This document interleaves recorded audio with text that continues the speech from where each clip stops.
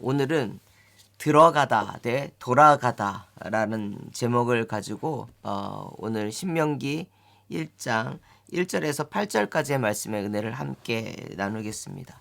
오늘 우리가 본 말씀을 보면 이제 가나안 땅을 앞에 두고 모세는 들어갈 수가 없어요. 들어갈 수가 없고 자신에게 주신 하나님의 말씀을 누구에게 전하냐면 처음에 이 율법을 호렙산, 그러니까 시내산에서 들었던 백성들이 아닌 제2세대, 광야 세대죠. 광야 세대 때의 어린 아이들이었던 이제 장성에서 가나안 땅에 이제 들어가서 그 땅을 차지해야 할 그 세대들에게 하나님의 말씀을 전합니다.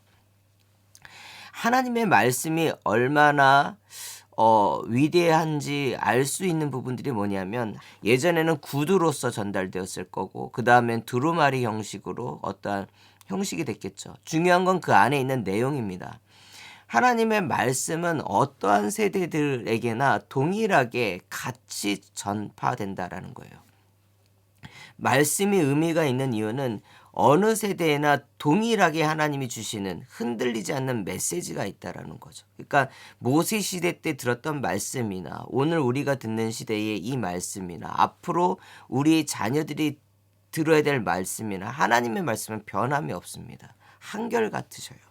그 말씀을 누구에게 전하느냐? 들어야 되는 새로운 세대들, 이제 가나안에 들어가야 될 그 세대들에게 하나님이 말씀하신다라는 것입니다. 그렇다면 이 말씀은 맨 처음에 누가 들었는가? 2절 말씀을 보면 호렙산에서 세일산을 지나 가데스 바네아까지 10하루길이었더라. 1세대가 만약에 순종하였으면 시내산을 출발해서 가나안 땅에 진입하는데 10하루면은 올 수 있는 길이었었다라는 거예요.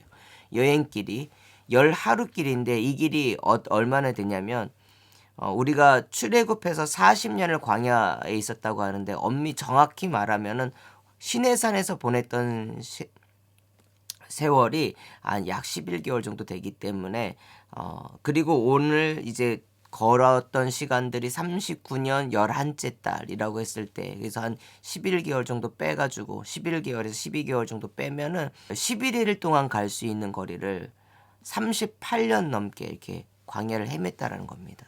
이것도 신기하죠.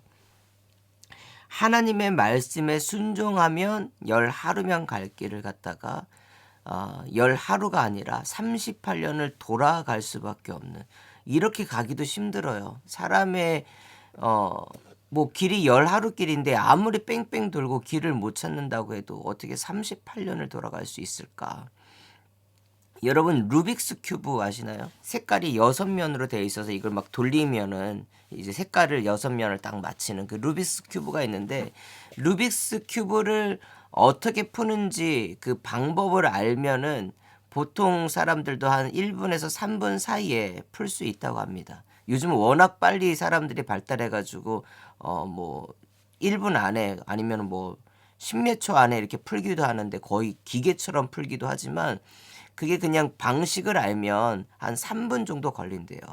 근데 그걸 방식을 알지 못하면 이게 그냥 우연히 그걸 맞추려고 하면 맞추기가 어렵다라는 거예요. 불가능하다라는 거죠. 10하루길이지만 가는 방향을 알면 10하루길을 갈 수 있는 인생이 그러니까 하나님의 말씀에 따라가면 10하루길을 갈 수 있는 인생이 하나님의 말씀을 거역하거나 듣기를 무시하게 되면 이렇게 우연을 가장한 이러한 방황을 하게 되는 게 우리의 인생이다라는 거죠. 그래서 첫 번째로 말씀드리고 싶은 것은 하나님의 말씀을 경히 듣지 말자라는 거예요. 우리가 2024년뿐만 아니라 앞으로 우리가 살아가면서 정말 해야 될 건 하나님의 말씀을 가볍게 듣지 말자. 한 귀로 듣고 한 귀로 흘리는 그러한 이건 실수가 아니라 이거는 엄청난 뭐라고 할까요? 자기 불행을 자기가 가져가는 거예요. 하나님이 말씀하셨는데 그것을 그냥 가볍게 여기는 거. 그런 실수가 범하지 않아야 되겠다라는 것이고요. 두 번째 해주는 거는 5절 말씀을 보겠습니다. 모세가 요단 저쪽 모압 땅에서 이 율법을 설명하기 시작하였더라. 여기서 설명하다라고 하는 동사를 봐야 되는데요. 이 설명하다라고 하는 것은 땅을 파다라고 하는 뜻입니다. 하나님의 말씀을 전하는 저나 그리고 듣는 여러분들이나 우리가 하나님의 말씀을 대해야 되는 자세가 있는데요. 그건 뭐냐면 땅을 파듯이 듣고 연구해야 된다라는 거예요. 땅을 왜 파느냐? 거기에 본물이 있다 생각하면 깊이 파죠. 깊이. 마태복음 13장에 천국 비유를 하는데 천국은 마치 땅에 감추인 보화와 같다라고 말씀하십니다. 당시로는 이제 예수님 시대에 땅을 갖고 있는 사람들은 소작농들이었어요. 그러니까 땅을 소유한 소유주가 있고 키워야 되는 사람들은 소작인들입니다. 소작인들이 보통 어떻게 하냐면 땅을 깊이 파지 않아요. 그냥 잠깐 내가 빌려서 쓰는 거니까 그냥 할 만큼만 합니다. 근데 마태복음 13장에 정확하게 나와 있지는 않지만 그 맥락 안에 담겨 있는 건 뭐냐면 이 소작농은 그 땅을 어떻게 깊이 팠다는 거예요. 깊이. 매년 그 땅을 빌리는 사람들이 있었을 거 아니에요. 그 사람들은 여러 해가 지나도 그 땅에서 보물을 찾지 못했는데 이 소작농만은 땅에서 보물을 발견했습니다. 왜냐? 땅의 영양분을 온전히 끌어내려고 하는 사람은 어떻게 했느냐? 그 땅 깊숙이 팝니다. 이스라엘 땅은 단단해요. 단단해서 깨야 됩니다. 그러나 깨서 흐트러뜨리고 나면 땅 자체는 영양분이 굉장히 풍성합니다. 그러니까 그냥 앞에 거 얇게만 하면 그냥 농작물 자라서 그냥 그거 파는 정도로만 되겠지만 땅을 깊이 판다라는 거 하는 것은 내가 뿌린 씨에서 이제 자랄 그 열매들이 더 튼튼하게 더 많은 영양분을 갖고 자랄 수 있게끔 하겠다라고 하는 농부의 노력이에요. 다른 사람들보다 더 힘차게 노력하는 겁니다. 하나님의 말씀은요, 천국은 노력하는 자가 받아요.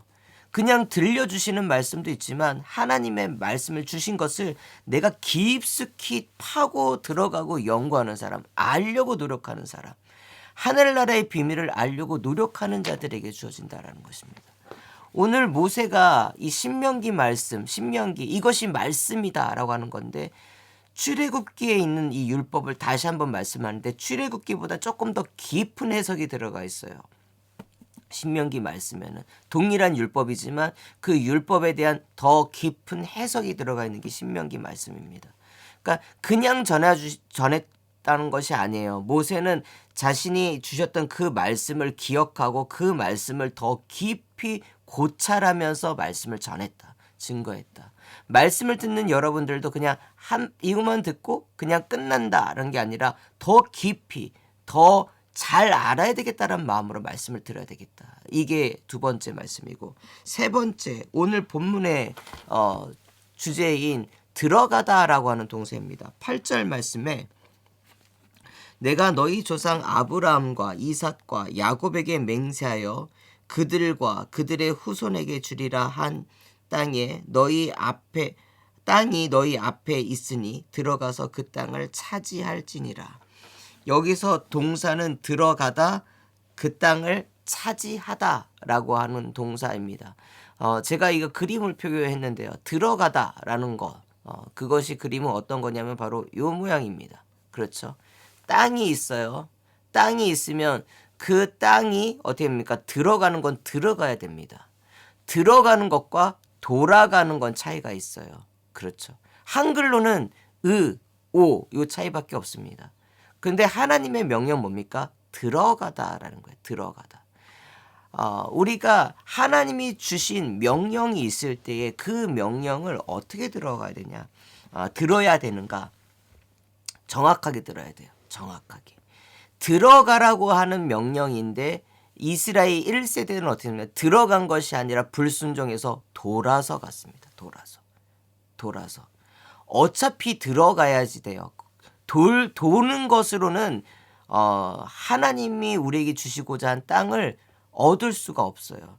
여기 우리 동사는 차지하다라고 했는데 차지하다라는 거는 내가 뭐 쟁취하다, 뭔가 싸워서 빼앗다라는데 원래 동사는 개역 이게 개역 개정판인데 개역 한글판이 좀 더 정확해요. 어, 얻는다라는 뜻이에요. 얻는다.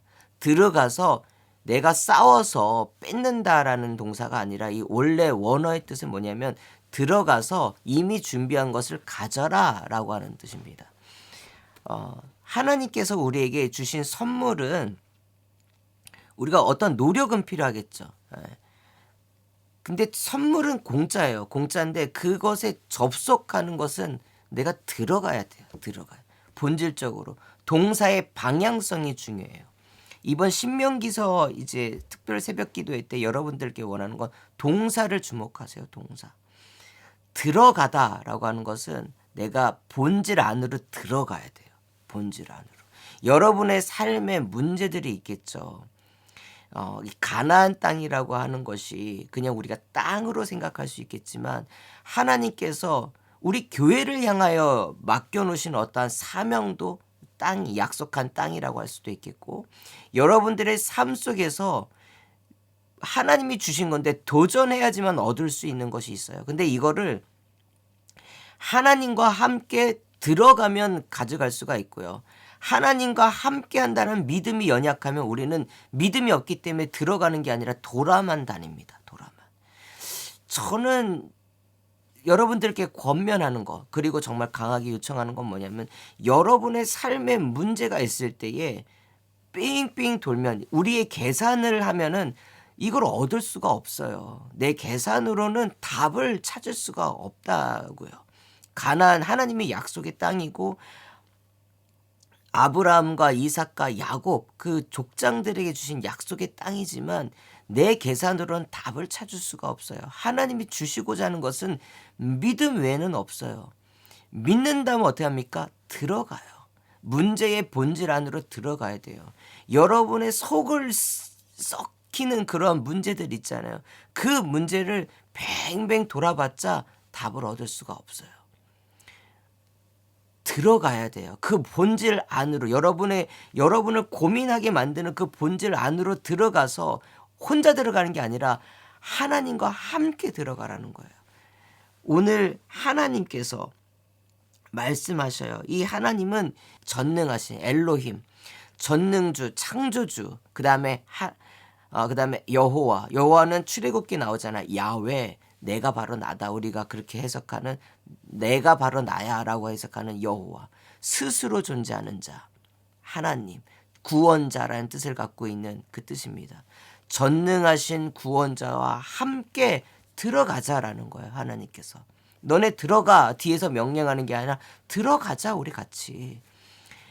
새해에 여러분들 믿음 없으면은 할 수 없는 일들이 너무 많아요.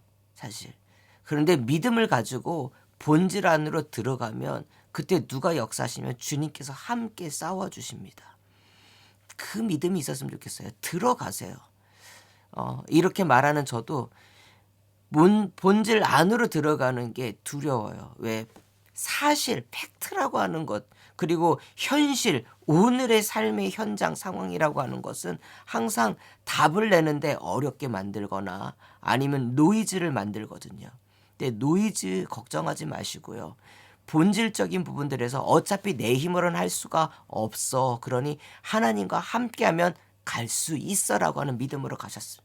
그런 믿음으로 들어가셨으면 좋겠어요. 본질 안으로.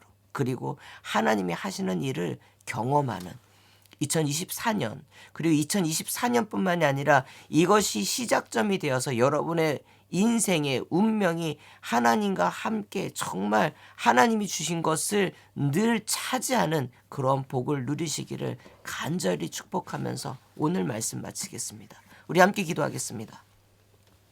하나님 아버지 감사합니다. 아버지께서 우리에게 말씀을 주셔서 감사합니다.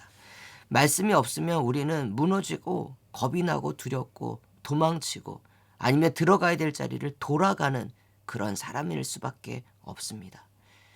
그러나 주님, 주의 말씀이 있기 때문에 하나님께서 지금까지 하신 일들을 우리가 들었고 보았고 알았기 때문에 그 믿음으로 나아갑니다. 이스라엘 백성들, 새로운 세대, 출애굽을 본 세대들이 아니 출애굽을 들었던 세대들, 광야에서 38년간을 그냥 방황했었던 그 세대들이 이제 다시 하나님께서 약속하신 그 땅 앞에 섰습니다. 들어갈 것인가 돌아갈 것인가, 그들에게는 주어진 것이 두 개인 것 같지만 답은 여전히 하나입니다. 주님과 함께 들어가는 것. 2024년 아버지와 우리를 골치 아프게 했었던, 어쩌면 주님께서 약속으로 주셨던 축복인데 그 축복을 믿음으로 받지 못했었던 상황들 앞에 다시금 섭니다. 그리고 이제는 돌아가는 것이 아니라 그 본질 안으로 들어가기를 원합니다. 주님과 함께 하겠습니다. 믿음을 주시고 흔들릴 때마다 주님의 말씀을 붙잡는 한 해가 되게 하여 주옵소서.